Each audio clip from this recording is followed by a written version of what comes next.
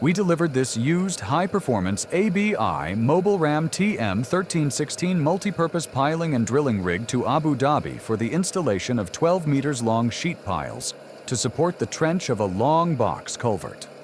The piling unit was mounted to one SR-35T carrier with 433 kilowatt Cat diesel engine, a hydraulically detachable counterweight, a vibratory hammer MRZV 925VS with 925 kilonewtons centrifugal force and an optional 50 kilonewton service winch.